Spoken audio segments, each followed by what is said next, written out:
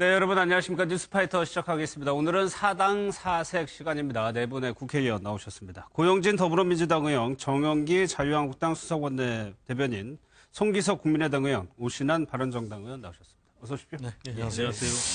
지금 재판 문제부터 좀 살펴볼 텐데, 송 의원님, 일단 정유라 씨에 대해서 검찰이 구속영장을 일단 신청을 했습니다. 네. 지금 세 가지 혐의를 적용을 했는데, 이 정도면 어떻게 발부 가능성은 어떻게 봐야 됩니까? 일단 통상의 사건은 예. 일단 그 영장 청구 범죄 사실 거기에 대해서 어느 정도 다 이제 소명이 된 상태에서 예. 이제 도주나 증거인멸의 염려가 있는지 그런 거 여부로 주로 판단하는데요.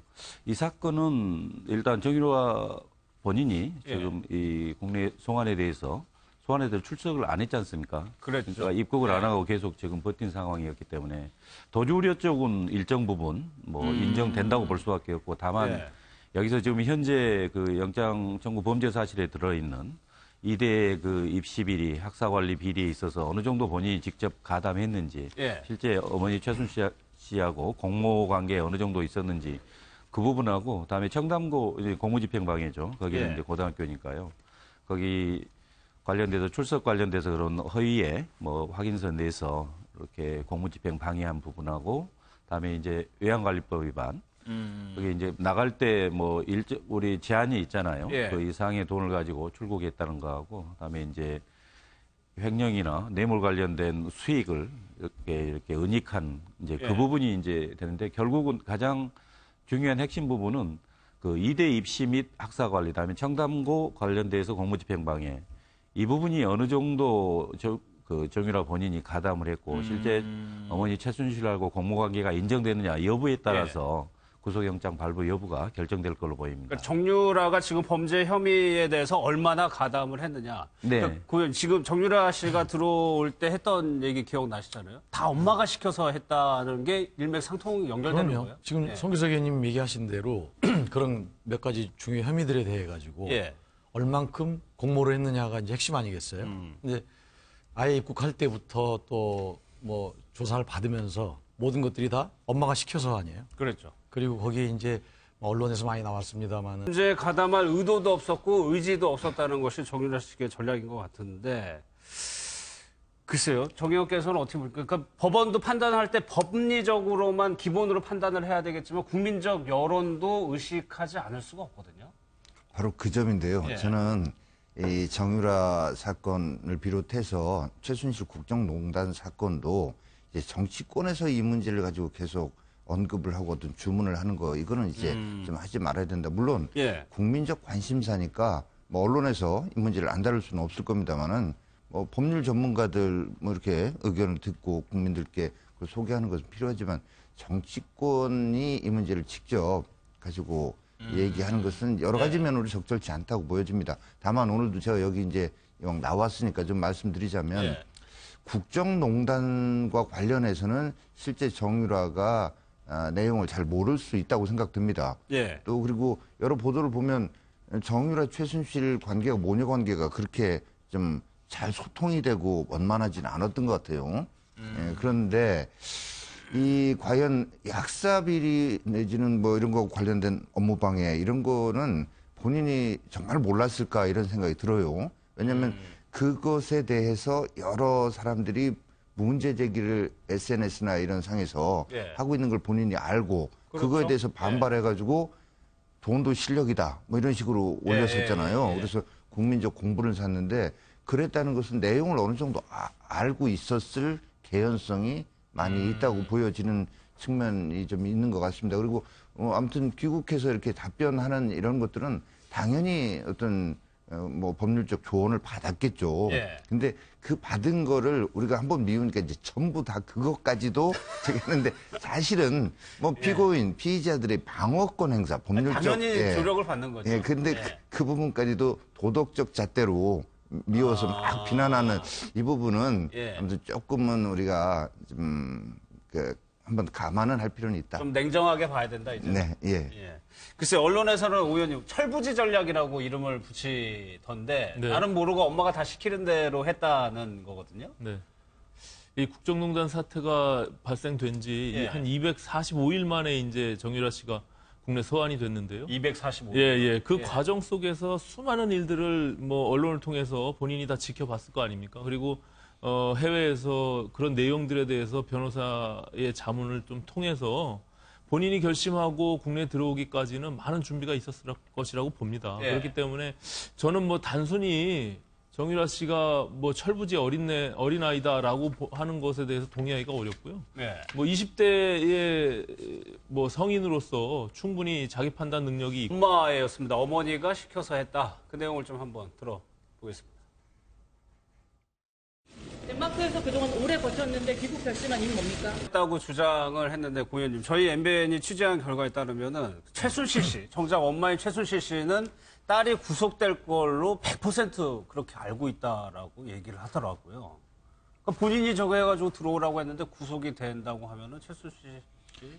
근데 이제 최순실 씨는 그런 얘기를 뭐 한 걸로 지금 아까 방금 예. 말씀하셨지만 그 딸이 구속되지 않기를 바라는 마음에서 여러 군데다가 또 이제 얘기를 하고 있는 거 아니에요? 그렇죠. 예. 네. 그러니 뭐 본인의 여러 가지 정황 판단으로 볼 때 뭐 이재용도 구속되고 다 구속된 마당에 어떻게 보면 문제를 촉발시킨 장본인이 정유라잖아요. 아까 말씀 잠깐 있으셨지만은 이대 뭐 돈도 실력이다 이렇게 얘기하면서부터 공분이 뭐 폭발돼가지고 일이 쭉 벌어진 거고 네. 거기에 깊숙이 사실은 모녀간에 관련돼 있기 때문에 그리고 독일 그 외국에서 그렇게 도피 생활하면서 그 어찌됐건 국내로 돌아오지 않으려고 막 그렇게 노력을 했기 때문에 예. 그중에 도주 의사가 있는 걸로도 보여줄 수 있거든요.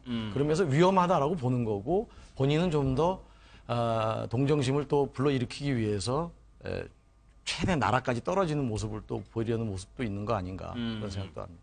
재벌 총수까지 구속된 마당에 무지렁이 딸 하나 구속하는 것이 무슨 문제가 되겠느냐 이렇게 얘기를 했다는 건데 사실 법원에서도 모녀를 같이 구속시키는 거는 상당히 이례적인 거잖아요. 네, 법원 단계까지 갈 것도 없고요. 사실 이 수사 실무에 있어서는 예. 저희가 이제 우리 연수원에서 배울 때도 그렇고 실제 검찰이나 경찰 그 수사 현장에서 적용하는 경우도 이렇게 가족 내의 범죄일 경우 이렇게 아버지와 아들이라든가 엄마와 네. 딸 이렇게 동시에 함께 이렇게 영장 청구하는 경우는 사실 아주 극히 드뭅니다. 아, 청구하는 것 자체를요? 네, 그렇습니다. 이제 그 더 무거운 책임이 있는 사람 한쪽만 하고 나머지는 보통 불구속해서 기소하는데요. 예. 이제 이 사건 같은 경우 약간 좀 다른 게 이제 출발부터 같이 조사했다면 모르되 최순실 씨에 대해서 먼저 조사하고 이제 영장 청구한 그런 상황에서 나중에 계속 우리 정유라에 대해서 이렇게 송환을 하려고 했는데 이제 이루어지지 않았고 또 예. 다투었기 때문에 이제 좀 약간 좀 특수한 상황인 것 같습니다. 그래서 그런 점에 있어서는 아마 일종의 이제 검찰에서도 그렇겠지만 법원에서도 약간의 부담으로 작용할 수는 있습니다. 예, 그런 일반적인 경우하고는 좀 다른 상황이라는 점이요. 예, 예. 그래서 바로 지금 최순실 씨가 딸의 구속을 뭐 예감하는 것처럼 얘기를 하는 이런 것들이 예. 본인이 이제 특검에서 수사를 받고 재판에 넘겨지고 하는 과정에서 본인 스스로 왜 얘기를 했잖아요. 사실관계는 알 수 없었지만 3대를 다 파멸시키려고 한다. 예. 이런 것들이 본인은 어쨌건 그렇게 받아들이고 느끼고 있는 겁니다. 특검의 수사 방향과 의지, 뭐 이미 결론까지 정해놓고 한다라고 받아들이겠죠. 그래서 그런 취지로 아마 최순실 씨는 얘기를 했다고 보여지고 실제로도 아주 이례적으로 모녀에 대해서 같이 구속을 시키려고 하는 것은 예. 검찰 측에서 정유라의 단순한 업무방해 이 부분은 제가 볼 때도 그러니까 대학에 본인이 직접 어쨌거나 면접에 응하고 또 동년배들하고 해서 이대에 들어가려면 예. 또 중앙대에 들어가려면 어느 정도 돼야 된다는 거 본인 스스로 알았을 거거든요. 그래서 구체적인 부분은 몰라도 어쨌거나 업무방해를 결과적으로 한 부분은 있을 수 있습니다. 그런데 검찰이나 특검은 그 업무방해 혐의보다는 소위 말하는 최순실 국정농단과 관련해서 최순실로부터 자백을 이끌어낸다든가 예를 들면 예. 아무튼 그 사건의 공소 유지와 유죄 판결을 이끌어내는 하나의 수단으로 예. 정유라의 구속을 관찰하려고 하는 것 아닌가 하는 예. 의혹을 충분히 가질 수 있다. 이 법률적인 그리고 범죄적인 실체적 진실과는 무관하게도 예. 그런 어떤 의도를 가지고 수사를 한다. 내지는 구속을 시키려고 한다라고 하는 이런 생각을 해볼 수 있다고 보여집니다. 그러니까 최순실의 태도 변화, 심경 변화를 유도하기 위해서 딸을 활용하는 것이다. 뭐 그렇게 볼 여지가 있다. 예. 근데 최순실 씨가 지금까지 늘 계속적으로 부인을 해왔기 때문에 네. 그런 것도 글쎄 악용하면 안 되겠지만 어느 정도 수사 기법에 좀 들어갈 수도 있다는 생각도 들거든요. 물론 법률적인 팩트에 근거해서 예. 사법부에서 판단을 하겠지만 여기 뭐 송 의원님 계시지만 모든 재판이라는 것이 사람들의 어떤 심리적인 부분들까지 영향을 미치게 되어 있거든요. 그렇기 예. 때문에 최순실 씨가 이런 언급하는 부분들도 앞서 언급이 있었지만 딸이 구속되지 않기를 바라는 모성애가 분명히 있는 것이죠. 그렇겠죠. 그런 과정 속에서 본인이 자조 섞인 어떤 발언이라고 봐야지 저걸 통해서 무슨 최순실 씨가 그 구속이 된다라고 확증하고 있다. 뭐 이렇게 보는 것은 좀 무리라고 저는 판단이 됩니다. 예. 알겠습니다. 이 부분은요, 저희가 정신과 전문의를 좀 연결을 해가지고 좀 구체적으로 좀 전문적인 얘기를 들어보도록 하겠습니다. 최범기 원장님 좀 전화로 연결돼 있는데, 안녕하십니까? 네, 안녕하세요. 원장님, 일단이요, 그 정유라 씨가 들어오면서 보였던 행동이라든가 기자회견을 보셨을 텐데, 좀 어떻게 느끼셨어요? 그러니까 정유라 씨는 굉장히 충동적인 부분이 있기 때문에요. 예. 누군가 목격된 것도 덴마크에서도 답답하니까 정유라 씨는 되게 답답한 거 참지 못하는 성격인 것처럼 보이거든요. 예. 본인이 자유분방해야 되고요. 그러니까 덴마크에 있어도 어차피 지옥이고요. 예. 본인의 입장에서는. 한국이 하도 지옥이라 그러면은 지옥을 갖다 바꾼 거죠. 본인의 입장에서는. 그런데 한국에 와서는 일단 그래도 낯선 한국 사람들을 보고 한국말을 하고 편한 듯 하지만 예. 이게 또 한국에 있으면서 이렇게 언론에 관심이 되다가 보니까 본인의 입장에서는 이제 또 다른 부담이 늘어나게 된 거죠. 예. 그러면 정유라 씨 입장에서는 덴마크의 구치소에 있더니 한국에 들어오는 게 별 큰 차이가 없을 거라는 말씀이신가요? 네, 그렇죠. 근데 이제 정유라 씨 성격은 뭔가 하면은 예. 지금 당장에 굉장히 중요한 것 같아요. 먼 미래를 보거나 계획을 하거나 심사숙고하는 스타일은 아니거든요. 예. 그렇기 때문에 덴마크에 있었을 때는 덴마크가 최악인 것 같고 한국에 들어온 다음에는 또 생각할 거예요. 내가 도대체 여기 왜 들어왔지? 차라리 덴마크에 있는 게 나았었는데. 그렇게 되는 거죠. 그러면은 이제 들어와서 조사를 받고 시간이 조금 지나면은 후회할 가능성이 좀 크다는 말씀이시네요? 그럼요. 그렇기 때문에 예. 계속 한 곳에 가만히 있지 못하고 굉장히 자유분방하게 다녀야 되는 거예요. 그래서 덴마크에서 사실은 예. 정유라 씨가 경찰이 수배가 된 게 밖으로 이렇게 다니다가 신고가 들어가서 발견된 거잖아요. 본인이 노출된 거잖아요. 예. 사실은 덴마크에서 노출되지 않고 가만히 그 집에 있었으면은 최상인 거지요. 일반적인 상식대로는. 만약에 본인은 숨어 그렇게 있으려고 못 살거든요. 했다면. 예. 네. 그런데 자유분방한 성격 때문에 결국에 노출이 됐고 그것이 한국에 들어와서도 또 문제로 작용할 수 있다. 그러면 네, 약간 네. 말씀하시죠. 아니요. 그렇기 때문에 네. 어떤 의미에서 구속 수사를 받게 됐을 때 가장 약점이 될 수 있는 거예요. 정유라 씨가 얼마만큼 많은 정보가 있을지 모르겠지만 예. 구속이 되어서 꼼짝을 못한다는 것 자체가 정유라 씨한테는 가장 커다란 압박이 되는 거예요. 구속되는 것 자체가요. 네. 그렇다면요, 좀 개인적으로 이 자유분방하면 정유라 씨 같은 경우에는 그 원인, 이유가 뭘까요? 자라온 환경 때문에 그럴까요? 저는 일부에서는 예. 정유라 씨가 부유한 환경에서 오네오네 하다가 보니까 이렇게 되었다고 하지만 지금은 좀 어떻다고 좀 추정해 볼 수 있을까요? 지금은 진짜 걱정이 되겠죠. 왜냐하면은 최순실 씨는 정유라 씨랑 평생을 살아왔기 때문에 정유라 씨가 굉장히 어떻게 할지 모른다는 걸 잘 알긴 했지만 몇 달 네. 떨어져 있었잖아요. 그러니까 부모 자식 간의 관계에는 어떤 게 있냐 하면은 자식이 아무리 문제가 많더라도 한 1, 2년 안 보면은 부모 마음이 편해져요, 조금은. 안 보면요? 안 보면 편해져요, 조금은. 예. 그렇기 때문에 자식들이 이제 유학 보내거나 그러면은 예. 보지는 못하지만 좀 편하게 살다가 방학 때 돌아오게 되면 또 막 불안해지거든요. 어떤 어머님들은. 비슷하게 최순실 씨도 예. 정유라 씨를 한참 안 보니까 정유라 씨가 와서 잘 견뎌낼 수 있을 거야라고 귀국하기 전날까지는 생각하실지 모르지만요. 예. 귀국하고 나서 인터뷰하고 이렇게 언론에 나오는 순간 최순실 씨는 되게 정유라 씨 걱정을 더 하게 될 거예요. 그렇겠죠. 네, 정유라 씨는 결국 본인이 방송에 나오는 거를 본인도 또 텔레비를 전부 보게 될 거고요. 그런 거를 우리 딸이 감정적으로 잘 견뎌낼 수 있을까? 예. 이러다가 검찰 조사받거나 그럴 때 화를 내거나 이런 식으로 사고가 터지면 어떡하지? 그래서 또 얘가 생각한 것보다 더 나쁘게 보여지면 어떡하지? 혹은 자기 그런 식의 걱정을 되게 많이 하고 있을 것 같아요, 지금은.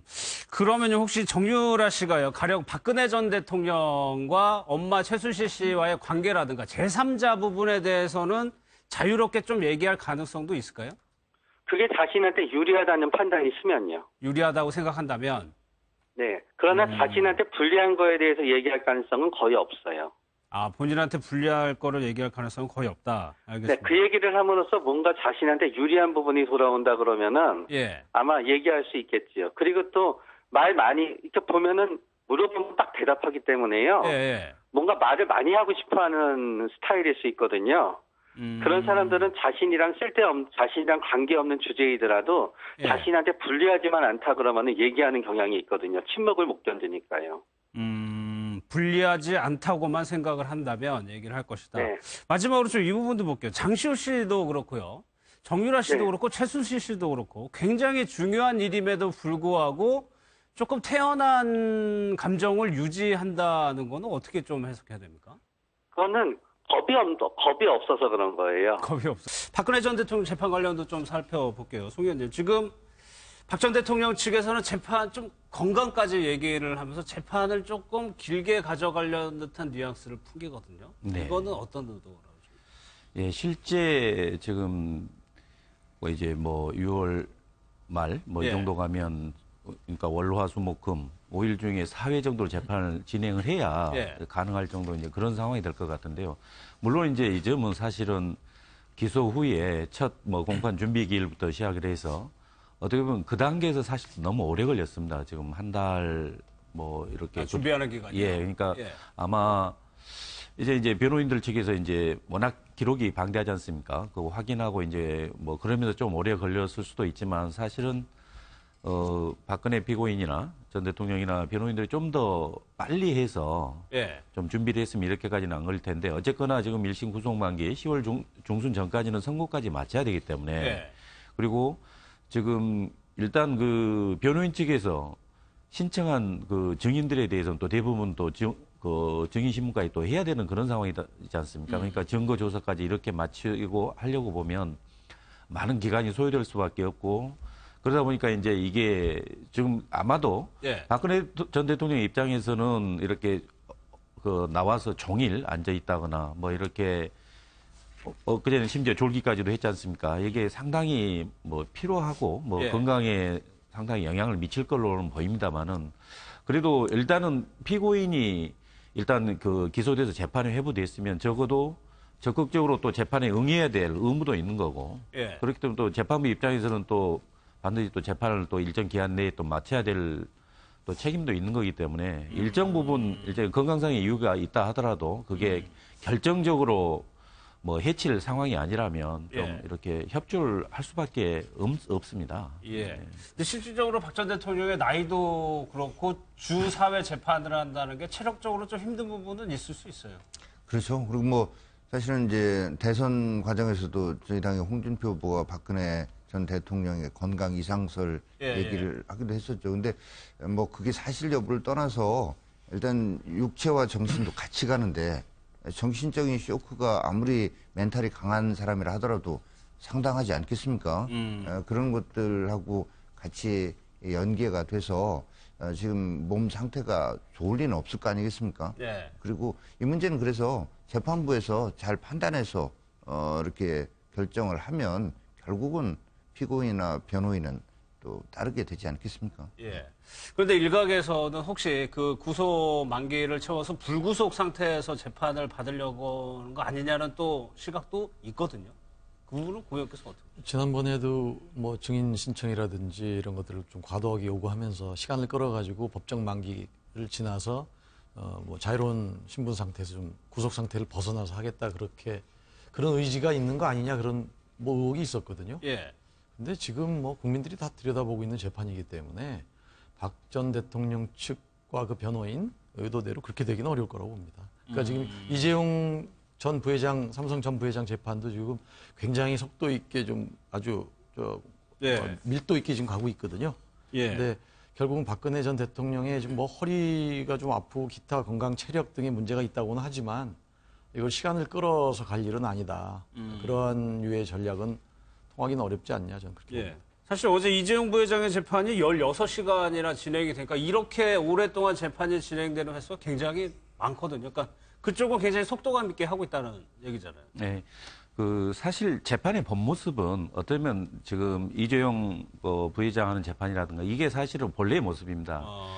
그 범죄 사실에 대해서 관련된 증거, 뭐 서류라든가 증인 이렇게 집중해서 계속 연속 이렇게 조사를 해야 거기에 대해서 제대로 이게 검찰 측의 그 공소 유지가 됐는가, 충분한 입증이 됐는가, 또는 피고인의 과연 그런 그 범죄 사실을 저질 만한 가능성이 낮는가, 이게 입증 여부가, 이게 왜냐하면 2주, 3주 또는 한 달 뒤로 가면 사실 인간의 그 능력이라는 게 한계가 있지 않습니까? 좀 잊어버리거든요. 그러니까 계속 심리를 해서 일종의 집중 계속 심리죠. 그렇게 해서 하는 게 이제 정상적인 모습입니다. 다만 우리나라 이제 그렇게 안 됐는데, 이재용 부회장 하는 재판에서는 물론 이제 어제 같은 경우는 이제 그 증인 자체에 대해서 양측 변호인과 검찰 측 공방 자체가 좀 길어지고 뭐 이제 그런 측면도 있습니다만은, 저는 그 박근혜 전 대통령 재판에 있어서도 일정 기간 집중적으로는 이렇게 증거조사해서 그렇게 확실하게 법정에서 규명을 하는 게 정상적인 방법이라고 생각합니다.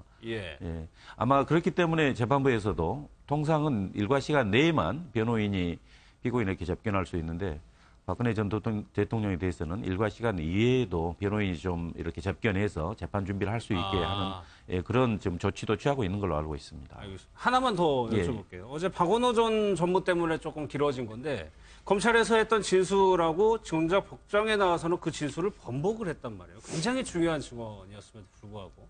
그렇게 되면 어떻게 흘러가는 거예요? 아마 이제 그 박원호 그 전무가 모든 걸 다 부인한 건 아니고, 그저 가장 어떻게 보면 핵심 합병 관련된 그런 이야기, 뭐 합친다 이런 이야기가 이제 기억나지 않는 걸로 이제 번복을 했습니다. 그렇지만 뭐 은혜 관련된 이야기는 뭐 그대로 기억나는 걸로 이야기를 했는데요. 결국 이제 법정에서의 진술이 당연히 최우선 뭐 뭐 증명력도 거기서 판단해야 됩니다. 그래서 다만 이제 검찰에서 조사할 때 그 내용이 당시 그냥 그대로 진술조사는 남긴 게 아니고 아마 영상으로 다 그때 이렇게 기록으로 조금 남겨서 그것도 역시 증거로 제출했을 겁니다. 이제 그것도 또한 검찰에 증거로 제출했으니까 그걸 보고 전에 어느 단계에서 진술이 더 신빙성이 있었느냐, 그에 의해서 재판부에서 판단해서 만약에 검찰의 단계에서 진술이 더 신빙성이 있다, 그러면 그걸 또 믿을 수 있고, 아니다, 지금 법정에서 와서 한 진술 내용 보니까 검찰 단계에서는 뭔가 이 자기적으로 또 기억나지 않은 걸 뭐 구체적으로 이야기한 것 같다, 이제 그렇게 판단하면 법정 진술을 더 신빙할 수도 있습니다. 종합적으로 재판부가 판단을 한다는 게 굉장히 중요한 증언이거든요. 박원호 전 전무의 진술 내용이 사실은 어찌 보면은 그 대가성 여부에 대해서 굉장히 중요한 키를 잡고 있는 것이거든요.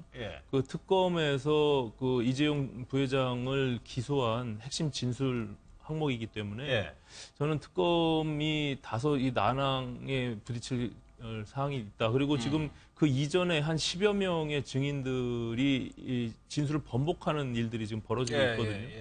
뭐 예를 들어서 특검이 그냥 불러주는 대로 그냥 수용을 했다. 뭐 그런 이야기들을 하면서 번복되고 있는데요.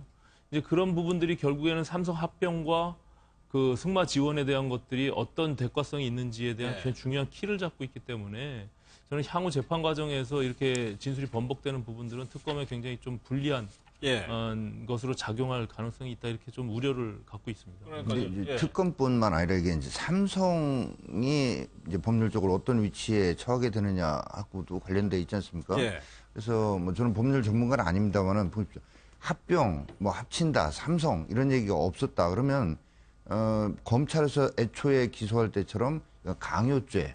삼성은 최순실, 박근혜 전 대통령 두 사람이 공모해가지고 이익을 취하기 위해서 삼성에 압력을 가해서 돈을 내놓도록 했다. 그게 삼성의 합병이라든가 어떤 이런 대가성 있는 뇌물이 아니었다라고 하는 이런 식으로 지금 박원호 전무의 진술이 방향이 바뀐 거거든요. 근데 만약 이대로 결론이 난다면 사실은 물론 여론 재판을 해서는 안 되는 거지만 국민들이 그걸 받아들일 수 있겠는가? 삼성이 아무런 대가 없이 대통령이 얘기하니까 그거에 부담을 느껴서 그냥 그렇게 했다. 이런 거는 사실은 국민적 설득력은 떨어지게 되지 않을까 이렇게 보여집니다. 제가 볼 때 결국 삼성과 제일모직 합병의 대가로 최유라의 승마 지원을 했다 이거 아닙니까? 정유라. 네, 정유라에. 예. 그런데 거기서 지금 검찰 조사 때하고 지금하고 딱 중요한 것만 빼잖아요. 삼성 또는 합병 또는 합친다는 말 싹 빼고 또 무슨 한민국 국방장관 얘기처럼 그런 뉘앙스는 있었는데 그 앞에 뭐였는지 은혜도 있었는데 정확치 않다 그러면서 자기 위증도 빠져나가고 이러한 논점을 흐리려는 저는 전략이고 이건 그 사이에 여러 작업들이 있지 않았나 의심할 수밖에 없어요. 이게 다 아시겠지만은 말이 그게 쌀시도라는 말 7억이 넘는 말입니다. 그런 말을 그냥 달라고 분노에 차가지고 내가 널 어떻게 해줬는데 할 정도면 어떤 대가가 있었는데 그런 것은 당시 합리적인 판단으로 볼 때 전으로 보면 뭔지 잡히는 거고 이미 본인이 발언을 했던 거고 여러 가지 이제 좀 흔들리는 것 같습니다. 이렇게 생각하시면 됩니다. 박원호 전문 같은 경우는 일단 소속 자체가 삼성이지 않습니까? 그리고 이재용 부회장이 이제 구속 전에 했던 진술과 지금 현재 법정이어서 한 진술인데요. 어떻게 보면 박원호 전무 입장에서는 누구보다도 이재용 부회장을 보호하고 싶겠죠. 사실 그 조직 구성원이다 보니까. 그래서 더더욱 이제 어느 단계에서의 진술이 더 신빙성이 있느냐. 단순히 그 증인의 증언만으로 한 게 아니고 그 외에 기타 여러 가지 주의 정황까지 판단합니다. 그렇기 때문에 특검에서 검찰 단계에서 조사할 때는 좀 이렇게 구체적으로 진술했다가 지금 이제 와서는 이제 이재용 부회장이 구속된 상황이고 본인의 진술이 결국 이제 유죄 인정에서 가장 핵심적인 뭐 증거가 될 수 있지 않습니까? 그렇기 때문에 좀 더 유리하게 진술 좀 번복했을 가능성이 높다라는 게 어떻게 보면 꼭 그렇지 않을 수도 있지만 일단 그 상식에 근거한 추측으로 보면 그럴 수도 가능성이 있다는 거죠. 그거를 종합적으로 이제 판단을 하겠죠. 이제 정치권 얘기로 좀 넘어가겠습니다. 김상조 공정거래위원장 후보자에 대한 청문회가 잠시 뒤부터 시작이 되는데 정 의원님 지금 자유한국당에서는 어느 점을 가장 좀 문제 삼고 있는 겁니까? 뭐 어느 점이라고 할 수 없을 정도로 종합 세트라고 지금 보여지는 겁니다. 특히나 가장 저희가 주목하는 부분은 다른 자리도 아닌 공정거래위원장이고 우리 사회를 말 그대로 공정하게 특히 경제정의를 실천해야 되는 그런 분이시고 이분이 또 지금까지 살아오면서 계속 타인들한테 그거를 강요 내지는 요구해왔습니다. 잣대를 들이대고. 근데 실제로 본인의 삶이 보니까 전혀 공정하지도 또 정의롭지도 않은 면이 지금 10몇 가지가 드러나서 어디까지 드러날지도 모르는 이런 상황이기 때문에 저희는 사실은 오늘 청문회 전에 본인 스스로 사퇴할 것을 누차 공개적으로 요구를 해왔습니다만은 여기까지 왔으니까 아무튼 철저하게 본인이 해명한다니까요. 해명 들어보면서 철저히 검증을 해 나가려고 합니다. 바른정당에서는 어떻게 보세요? 네, 바른정당도 기본적으로 지금 김상조 그리고 강경화 두 분의 그 후보자는 자진 사퇴하는 것이 맞다라고 저희가 판단을 하고 여러 차례 성명을 냈습니다. 그 이유는 지금 뭐 전에 우리 정영기 의원님 말씀하셨지만 김상조 후보자의 경우는 그 공정거래위원장이라는 직책이 갖고 있어야 되는 어떤 도덕성이나 또 이 공정함 이런 것들을 지키기 위해서는 자기 관리가 분명히 필요하거든요. 그리고 이분이 꼭 오랜 기간 동안의 시민사회단체 활동들을 통해서 타인에 대한 청렴이나 어떤 비리의 문제에 대해서 끊임없이 지적해온 분이거든요. 근데 남에게는 굉장히 엄격하면서 본인에게는 좀 이렇게 뭐랄까요, 좀 관대했던 것이 아닌가 이런 생각이 들 정도로 여러 가지 뭐 본인 문제뿐만이 아니라 아들의 문제, 아들의 또 인턴 취업 특혜 문제, 또 군의 특혜 문제 뭐 이런 부분들 포함해서 굉장히 많은 문제를 안고 있다. 특히 또 부인의 문제도 그렇고요. 뭐 그래서 이런 것들을 통해서 인사청문회에서 분명히 그 내용들이 걸러지겠지만 저는 대통령께서 이런 부분들에 대해서 분명히 좀 응답이 있어야 된다 이렇게 보고 있습니다. 이 정도까지 지금 문제가 불거진 상황들이 과거 청문회에서 과연 있었는가라고 할 정도로 많은 문제가 있는데 그냥 밀고 가겠다는 식으로 지금 보이고 있는 태도는 오히려 저 초대 초기 내각을 구성하는 데 있어서 더 부담이 될 수 있다. 예. 스스로 자진 사퇴가 안 됐을 경우에는 그냥 뭐 대통령께서 지명 철회를 통해서 새로운 인물들을 준비하는 것이 저는 오히려 더 합당한 것이 아닌가 이렇게 보여지고 있습니다. 예. 일단 야당의 반발이 좀 굉장히 거센 상황인데요. 예. 저희도 뭐 야당 하면서 청문회 때 뭐 칼날을 들이대고 송곳같이 또 검증을 했습니다만, 무작정 낙마를 목표로 세워놓고 마치 뭐 메달 따듯이 그렇게 청문회를 하지는 않았거든요. 그런데 지금 여러 의혹을 제기하고 있는데 우리가 봐야 될 일은 의혹은 검증하자는 거죠. 뭐 여당 입장에서도 문제가 있으면은 그건 안 되는 거죠. 장관 임명이 안 되는 것이고 국무위원이 안 되는 것이니까. 그러나 과연 제기된 의혹들이 사실인지 여부, 그다음에 그것이 어떠한 의도로 이루어졌는지 여부 등을 봐야지. 이런 식으로 항목만 열거해 놓고 숫자를 얘기한다든지, 그리고 어떤 해명도 듣지 않으려고 한다든지, 무조건 대통령한테 지명 철회를 하라 한다든지, 이런 것은 뭐 여야가 이제 앞으로 많이 교대될 것이고, 이런 관점에서 볼 때는 우리가 좀 지양해야 될 태도 아닌가 싶고요. 김상조 내정자 얘기로 보면 지금 약 10건 중에 사실 법규 위반 사항이 한 7건 정도는 해당 사항이 없고요.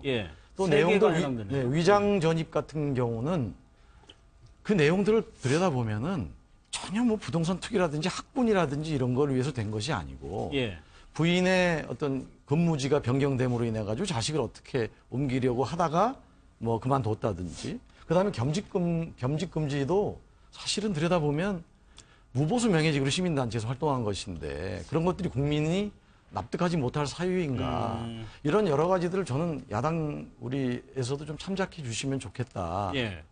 문제가 있는 이런 어떤 그 뭐 투기라든지 재산의 불법적 증식이라든지 자식에 대한 특혜라든지 이런 부분들이 정말 국민들이 보시기에 야 이건 너무했다 싶으면 우리도 주장 안 할 겁니다. 근데 그러나 지금 청문회 시작이니까 미리 예단치 마시고 잘 한번 검증을 해보고 그 결과를 다 같이 공유해서 판단해야 되지 않을까 그렇게 생각합니다. 고영진 의원님 굉장히 관대해지셨는데요. 사실은 그 과거 청문회 상황을 보면 사실 굉장히 심각한 상황 수준이에요. 사실은 오늘도 언론에 나왔지만 부인 그 강사 채용과 관련해서 이미 토익 점수가 미달된 부분들을 학교에서 고의적으로 그것을 상향해서 교육청에 보고한 부분들이 언론에 드러났거든요. 이런 부분들 하나만 봐도 굉장히 이거는 특혜가 사실로 드러난 것이고, 아까 말씀하신 10몇 건 중에서 이미 밝힐 수 없는, 본인이 해명이 해도 해명되지 않는 부분들이 너무나 많이 드러나고 있거든요. 그런 측면에서는 저는 특히 이제 공정거래위원장과 이분이 살아왔던 삶에 대해서 국민들은 정서적으로 거부감이 너무 크다는 것이죠. 그래서 이런 부분들 때문에 저는 김상조 후보자의 경우는 사실은 좀 부적격하다는 것이 기본적인 의견이고 국민들 정서라고 이렇게 보고 있습니다. 부인의 소득세 탈루 의혹도 있죠. 그렇다면 그 부분 실제 사실이라면 그 부분도 여러 가지 정황으로 봐서 사실일 것 같은데 불법적인 요소가 있는 거고, 무엇보다 중요한 것은 김상조 위원장이든 강경화 장관 후보자든 간에 거짓말로 해명을 하고 있다는 거죠. 위장전입과 관련해서 부동산 투기가 아니다라고 하는데 사실은 뭐 우편물 수령을 위해서 위장 전입을 했다라고 했는데 실제는 보니까 장인 장모가 그 집에 또 주민등록이 돼 있었단 말이에요. 그럼 장인 장모가 와서 실제 살았는가, 안 살았다면 그것도 또 위장 전입이고, 살았다면은 우편물 수령을 위해서 위장 전입했다는 말이 거짓말일 수밖에 없는 이런, 그러니까 거짓말로 해명하고 그게 또 거짓말을 낳고, 이런 분이 공정거래위원장 내지는 국제적인 신뢰를 바탕으로 하는 외교가의 외교수장의 업무를 맡을 수가 있겠는가 하는 근본적인 문제제기를 하는 거고, 이런 것은 또 위장전입은 대통령께서 분명히, 또 이분은 김상조 위원장 후보자는 논문 표절, 자기 표절도 문제가 되고 있는데 논문 표절, 부동산 투기, 위장전입 이 부분을 각각 따로따로 해서 5가지 절대 공직 배제 원칙을 밝혔잖아요. 근데 부동산 투기를 위한 위장전입이 아니면 괜찮다는 식의 이 논리는 말이 안 됩니다. 그러니까 5가지의 별개로 부동산 투기, 위장전입, 논문 표절 이거를 말씀하셨던 거거든요. 그래서 이낙연 총리 때 저희가 어떤 대통령께서 이 부분을 분명히 국민 앞에 사과하고 입장 정리를 다시 하신 다음에 그러고 나서 이 문제를 정리하자라고 했던 거 아니겠습니까? 지금이라도 저는 예. 대통령께서 이 두 분에 대해서는 지명을 철회하시든 하고 국민들께 입장을 좀 밝혀서 예. 앞으로 야당도 좀 협치에 참여할 수 있는 그런 여지와 명분을 좀 만들어 주시기 바랍니다. 예, 김상조 공정거래위원장 후보자에 대한 이제 인사청문회가 시작이 됐습니다. 김상조 후보자가 청문회 선서를 하게 되고 마치게 되면은 이제 위원들의 본격적인 질의가 이어질 것으로 보입니다. 국민의당 입장을 못 들었네요. 예. 네. 아마도 이제 지금 여러 가지 의혹이 제기되고 있는데 그 의혹에 대한 해명이 뭐 우리 언론이나 국민을 충분히 납득시키지 못한 게 많이 있는 것 같습니다. 그리고 어쩌면 저희가 이낙연 우리 총리에 대해서 뭐 청문회 하면서 이게 그 검증 기준 이게 좀 낮춰진 거 아닌지 그런 우려도 있습니다. 그렇지만 이낙연 총리에 대해서는 새 정부에 있어서 정부 구성을 위해서 정말 불가피한 측면이 일정 부분 있습니다. 그렇지만 그 외에 나머지 그러니까 총리 같은 경우는 바로 뭐 취임 다음 날 이렇게 후보자 지명을 했었는데요. 나머지 후보자들에 대해서는 사실 검증 과정을 좀 거쳤거든요. 그럼에도 불구하고 초기에 김상조 이렇게 후보자를 공정거래위원장으로 이렇게 지명했을 때는 상당수 국민들이 좀 긍정적으로 생각한 측면이 있었습니다. 왜냐하면 그동안에 적어도 재벌개혁 관련돼서는 좀 제대로 할 수도 있겠다라는 기대도 있었는데 공직자가 이제 그 직무 수행에 있어서 가장 중요한 도덕성 검증에 있어서 많은 의혹들이 제기되어 있는데 솔직히 말씀드려서 제가 생각하더라도 이게 예를 들자면 위장 전입만 놓고 보더라도 우리가 해외 연수 가면 우편물 수령을 위해서 특정 다른 주소지로 이렇게 위장 전입 신고를 한다? 이게 좀 납득하기 어렵거든요. 살던 집에 세입자 세내였으면 들어온 분한테 양해를 구해서 이렇게 오면 뭐 연락을 해달라 이렇게 하거나 또는 뭐 부모님 뭐 이런 형태로 좀 한다거나 이렇게 하지. 아무튼 그런 의혹들이 있기 때문에 그래서 저희 입장에서도 좀 적절하지 않다. 이렇게 사퇴해야 된다. 그런 입장을 아마 대변인 성명도 냈는데요. 오늘 청문회 시작됐으니까 제대로 한번 해명을 하는지 저도 한번 지켜보겠습니다. 네, 이 말씀대로 오늘부터 시작되는 청문회를 국민들이 다 지켜보실 거고 거기서 어떤 거짓말을 했다든지 또 속이려고 한다든지 그런 게 있다면 지명하지 못하겠죠. 그런 부분들은 좀 폭넓은 마음으로 좀 지켜봐야 될 것 같고요. 이렇지 않습니까? 대통령께서 후보 시절에 그런 5가지 의혹에 대해서는 절대 임명하지 않겠다 했던 그 의지의 표현이고 그걸 다 지킬 수 있으면 좋았는데 지금 그렇게 안 되고 있는 것이고요. 그거는 굳이 좀 설명을 드리자면 인사 파일에 관한 검증을 할 시간도 충분치 않고 인수위도 없고 우리나라의 어떤 인물들에 대한 검증 작업들이 체계적으로 단계적으로 이루어져 오는 게 아니기 때문에 미국 같은 경우는 그 단계마다 모든 인사 파일들이 축적이 돼가지고 검증이 훨씬 쉽습니다. 근데 우리는 성장해오는 과정에서 여러 인물들이 이제 많이 우후죽순으로 나타났는데 그 사람들에 대한 자료들이 다 충분히 없어요. 근데 인수위도 없이 지금 국무총리 시작으로 해가지고 가는 단계에 있다는 점은 좀 고려를 해주셔야 될 것 같고 그다음에 지금 임명되는 많은 분들이 대통령의 어떤 보훈 인사라든지 코드 인사라든지 이런 건 아니거든요. 그래서 가능하면 탕평과 어떤 능력 위주로 하겠다는 선의를 가지고 했는데 이런 문제들이 드러나는 것이고 그런 부분들에 있어서 과연 이 의혹들이 어떤 의도를 가지고 됐는가를 좀 봐주셔야 되는 거다 생각을 합니다. 황교안 국무총리의 경우에도 여러 가지 희귀질환 병역 문제라든지 소득세 지각 납부라든지 기타 여러 문제가 있었음에도 불구하고 서로 논란을 벌이면서 결국 본회의에서 표결해서 통과됐거든요. 그런 류의 어떤 정치 문화적 그런 관행이 자리 잡히지 않으면 어떤 정권이 더군다나 이렇게 준비 기간이 부족할 때 제대로 내각을 구성해 나가겠으며 그 피해가 결국은 누구한테 갈 것인가 이런 것까지도 좀 봐주셔야 되지 않나. 제가 여당 의원으로서 정말 부탁을 정말 드리고 싶은 그런 말씀입니다. 제가 한 말씀 번만 하자고요? 한 번만 하고 딴 내용으로 좀 넘어갈게요. 고 의원님 말씀 많은 부분들 동의합니다. 그렇기 때문에 국민의당과 바른정당이 그 이낙연 총리 후보자에 대해서 인준 절차를 같이 참여했고 그래서 통과된 겁니다. 사실은 엄격하게 그 5대 배제 기준 조건에 맞지 않았고 대통령께서 그 이후의 문제에 대해서 언급하지 않으셨거든요. 그럼에도 불구하고 인수위 기간이 없었다는 점을 감안해서 저희가 협조한 측면이 분명히 있다. 다만 그렇기 때문에 김상조, 강경화 후보자의 경우는 좀 더 오히려 열린 자세로 정부 여당과 또 저 대통령께서 지금 자유한국당에서 지금 이렇게 강경하게 있는 과정 속에서 오히려 협치의 정신을 포용하기 위하면은 그런 부분들에 대해서 좀 이렇게 명분을 제공할 필요도 있어요. 그리고 이 지금 야당이 주장하는 두 분의 어떤 그 낙마 조건에 대해서 과거에 야당으로 따지면 과거에 민주당이 했던 그런 모습들로 보면 저 중에 한두 가지만 있어도 사실은 통과되기 어려웠을 겁니다. 그렇기 때문에 지금 뭐 청문회 과정이 이미 시작됐으니까 지켜보기는 하겠지만 저는 저 대통령께서 용단을 내릴 필요가 있다 이렇게 봅니다. 좋은 말씀이신데 불참했던 제 말씀까지 하고 가죠. 불참했던 당의 입장을 말씀드리지 않을 수가 없습니다. 물론 특수한 상황이라는 걸 인정하지만 대통령께서 선거 기간 내내 말씀하신 것이 준비된 대통령이었어요.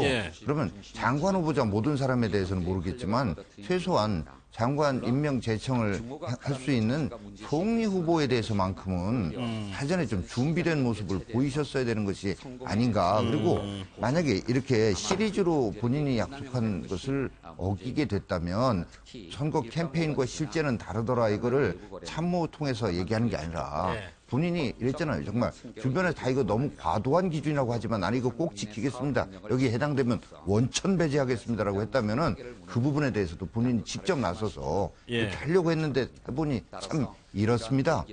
죄송합니다. 좀 이렇게 앞으로 그렇게 해보겠습니다. 이런 얘기를 하셔서 야당이 표결에 참여할 수 있는 명분을 좀 달라고 그렇게 말씀드렸는데 그냥 밀어붙이는 이것은 적어도 제1야당하고는 소통할 생각이 없는 불통이고 국민에 대해서 소통이 아니라 쇼통을 하시는 데만 전념하시는 거 아닌가 이런 생각입니다. 그래서 지금 협치 부분이 조금 금이 가는 게 아니냐는 좀 예상도 나오고 있는데 실제요. 정우택 어제 한국당 원내대표가 이낙연 총리의 만남 자리를 좀 거부했었죠. 그러면서 협치에 대해서 좀 언급한 부분이 있습니다. 글쎄요. 이걸 어떻게 좀 해석해야 될지 한번 좀 직접 듣고요. 이야기 나누겠습니다. 이 모든 그래서 이런 식으로라면 저는 여야 협치의 정신에서 대통령이 제안하셨던 여야정 협의체 구성도 무의미한 게 아닌가 하는 생각을 갖게 합니다.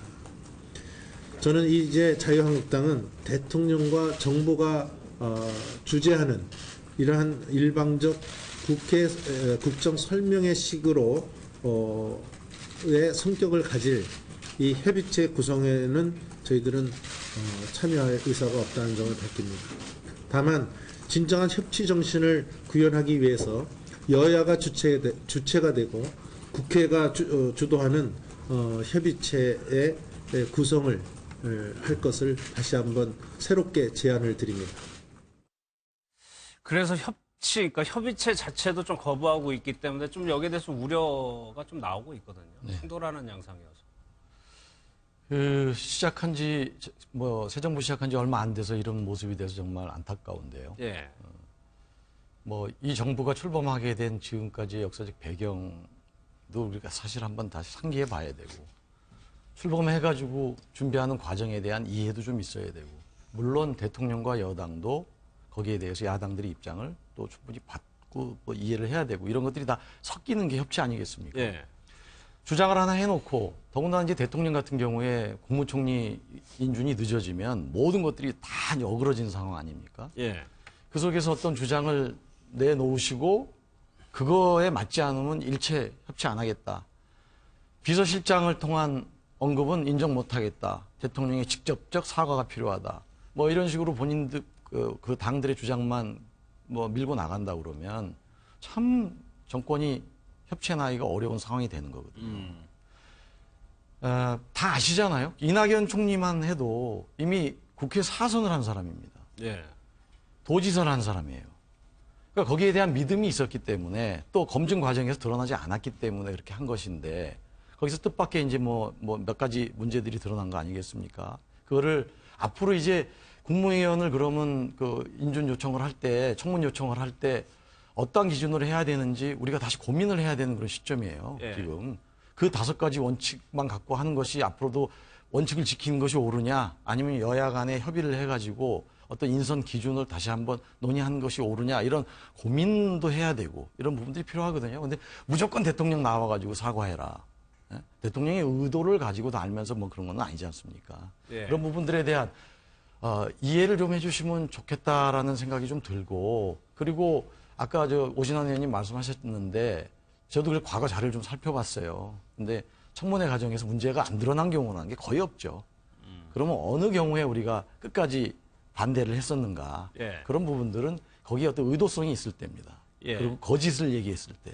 그런 경우는 뭐 지금도 만일에 우리가 제시한 후보자들이 그런 문제가 있다 그러면 저희도 그거는 자격이 없다. 결격이다라고 이렇게 볼 겁니다. 참고로 그 노무현 정부 때 고위공직자 청문회 통해서 6명의 장관 후보자가 낙마가 됐고요. 예. 그리고 이명박 정부의 9명, 박근혜 정부의 중기청장은 청문 대상이 아니지만 포함해서 10명이 낙마가 된 사례가 있습니다. 그렇기 때문에 그 고 의원님 말씀하신 거 많은 부분 동의합니다. 그렇기 때문에 저희가 청문 절차 인준에 동의를 해서 참여를 했던 것이고요.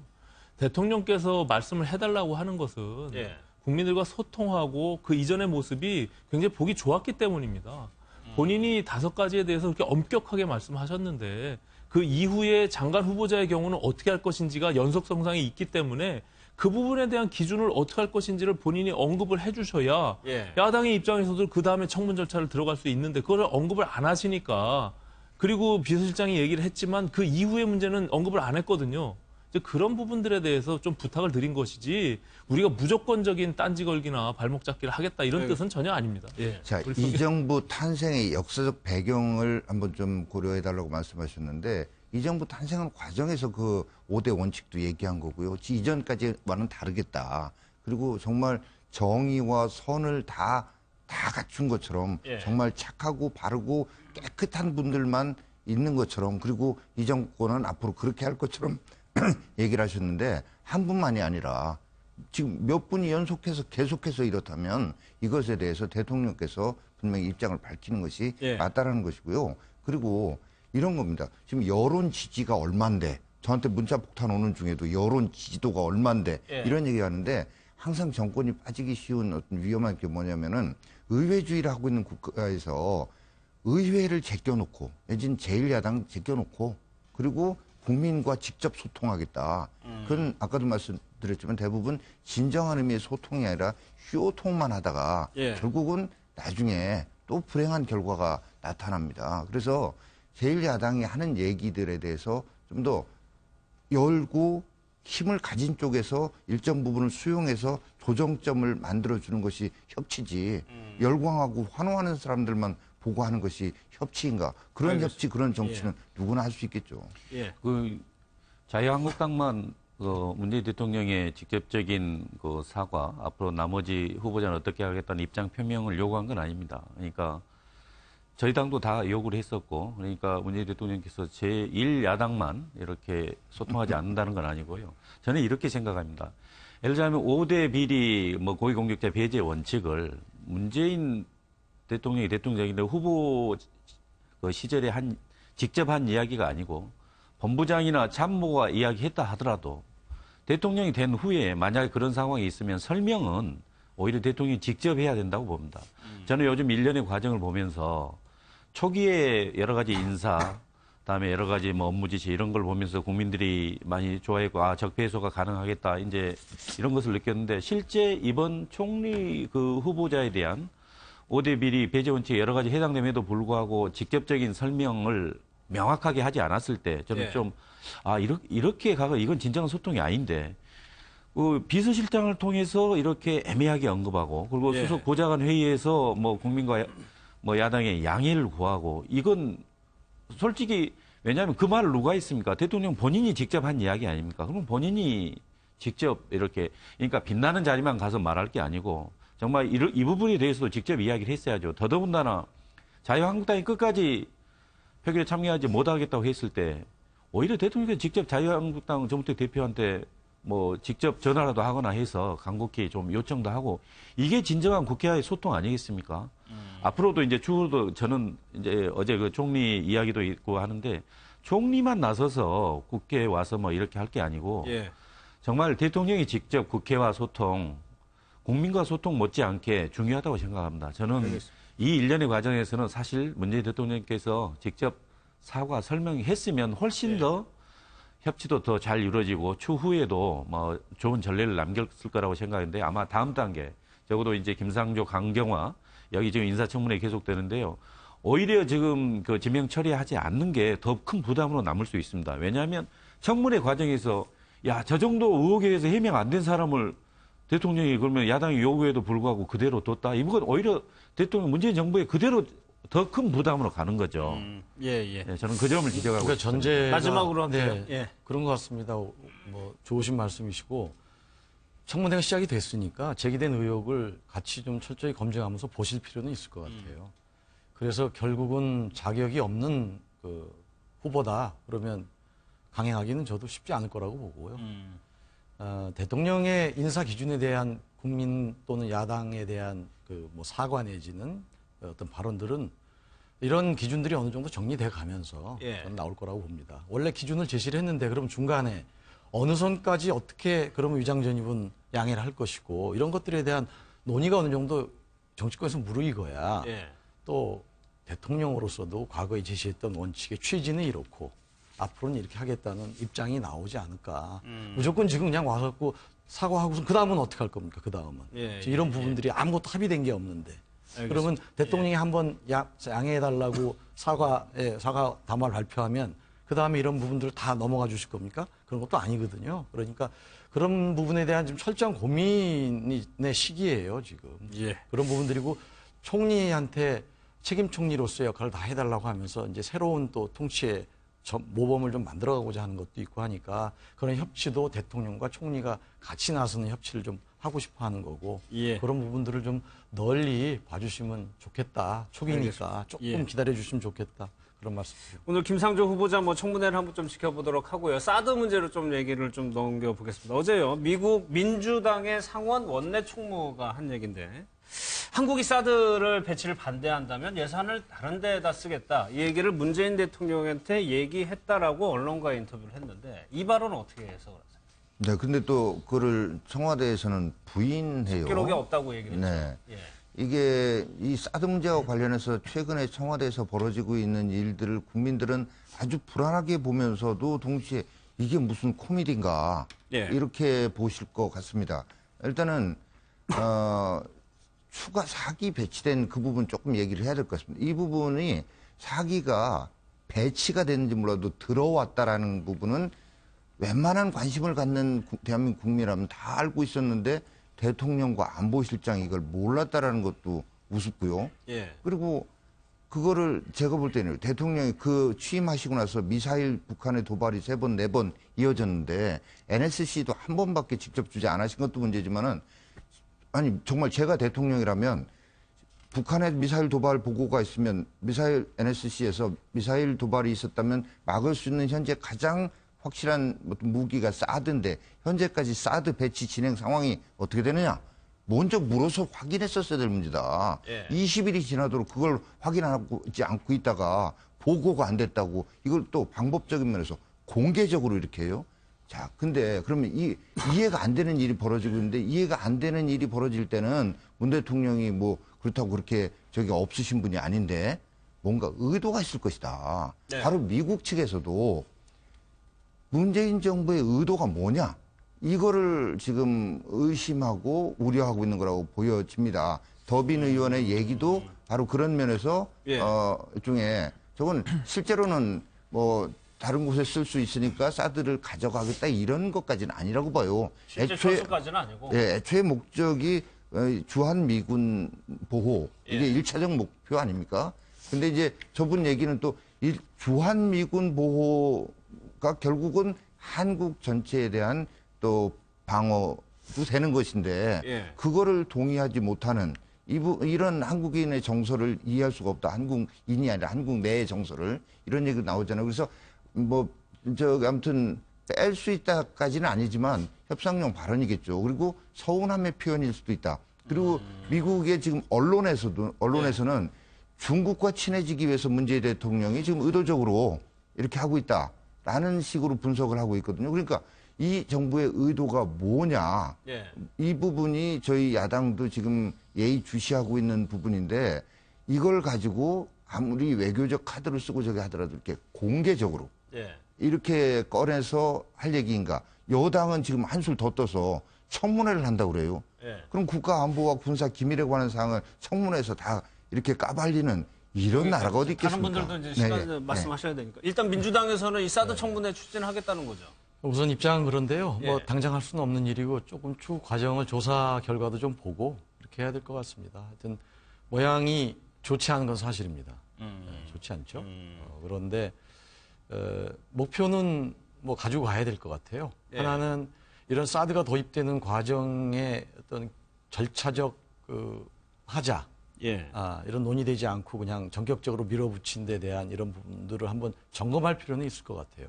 그런 걸 추진한 세력은 도대체 누구였고, 누구의 잘못을 떠나가지고 어떻게 국가의 군사적 그 안위를 책임진 국방장관, 안보실장이 군 통수권자한테 구체적으로 팩트를 가지고 숫자와 이런 거 가지고 보고를 했어야 함에도 불구하고 그런 것들을 당연히 아는 거 아닙니까? 라는 식으로 넘어갈 수 있었느냐는 일종의 기율, 하극상의 문제 이런 점들은 우리가 내부적으로 점검해야 될 것 같고요.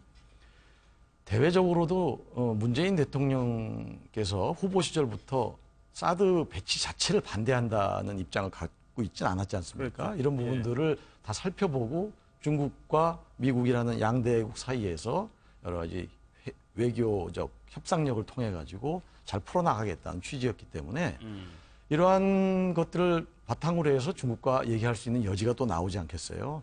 또 미국이 아까 뭐 더빈 의원이 여러 가지 발언을 해서 우리 쪽으로는 좀 거북한 얘기도 있었습니다만은 또 그렇게 또 어느 정도 밀고 당기기도 필요하고 그러한 노력들이 앞으로 이러한 기반 위에서 해나가면서 내적으로는 국방 개혁을 또 해나가야 된다 이렇게 생각합니다. 그러니까 이 문제가 두 가지 문제가 같이 있는 것 같아요. 말씀하신 대로 내부적인 문제가 있는 거고 외교적인 문제도 여기에 대해서 파생되는 거고 이거를 어떻게 관리를 하느냐가 중요해 보이는데 어떻게 생각하세요? 예, 뭐 사드 관련돼서는 뭐 이제 박근혜 정부부터 시작해서 그다음에 원한 이제 탄핵됐을 때 이후 뭐 진행, 뭐 이 국내 배치 과정 이런 것들이 사실 물론 전략적인 측면이 있기는 하지만 기본적으로 국민의 또는 국회에 제대로 이렇게 뭐 소통이랄까 제대로 알리지 않고 뭐 했던 여러 가지 뭐 상황들이 있습니다. 이제 더 나아가서 이번에 지금 더더군다나 지금 곧 한미 정상회담도 좀 앞두고 있는 상황에서 이 문제가 발생을 했는데요.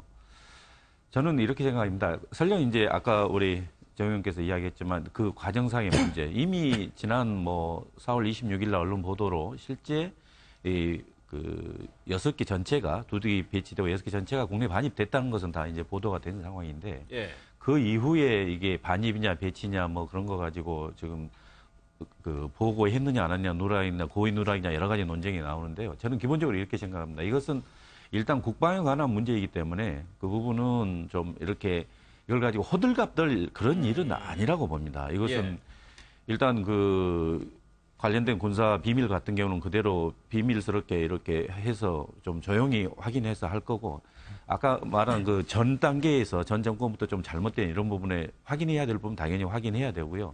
다음에 이제 대미 관계에 있어서도 이 문제가 또 우리 한미 신뢰 관계 더더군다나 양 정상이 첫 번째 만나는 문제인데 어떻게 보면 우리 내부의 정권 인수 과정에서 보고 과정에서의 뭐 이런 문제 가지고 한미 정상회담에서 이게 또 문제가 돼서는 안 된다고 봅니다. 여기까지만. 오 의원님 네. 한 1분 정도 있어요. 예, 이 사드 배치 관련한 이 논의가 사실은 저는 백해무익한 국력의 낭비다 이렇게 보고 있습니다. 그리고 지금 그 대통령께서 과연 왜 이 시기에 이 문제를 지금 이렇게 쟁점화하느냐 이런 부분들에 대해서 의심이 있거든요. 사실은 지금 인사청문회 과정으로 초기 내각을 구성해야 되는 이런 과정에서 또 하나의 청문회를 들고 나와서 청문회 하겠다고 하는 것 자체가 지금 넌센스예요. 오히려 야당을 지금 시비를 걸고 한번 싸워보자 하는 듯이 지금 하고 있는데 아까 고 의원님 말씀하신 대로 국방부와의 이런 어떤 청와대 관계 설정에서 뭔가 문제가 있으면 내부적으로 조용히 그거는 다루면 됩니다. 그리고 지금 빨리 초기에 내각 국방부 장관을 선임해서 지금 정부가 사실 문재인 정부 아닙니까? 그거 제대로 된 업무 보고를 받고 그 절차를 밟아 나가면 되는 것이거든요. 지금 과거 정부에서 정책적으로 했던 부분들에 대해서 꼭 복수하듯이 지금 시기에서 하고자 하는 것은 저는 문제가 있다. 그리고 지금 6월 저 한미 정상회담을 앞두고 있어서 시간적으로 촉박한 건 알지만 저는 자충수를 뒀다 이렇게 보고 있습니다. 알겠습니다. 여기서 뉴스파이터로 마무리하겠습니다. 고맙습니다. 네, 감사합니다.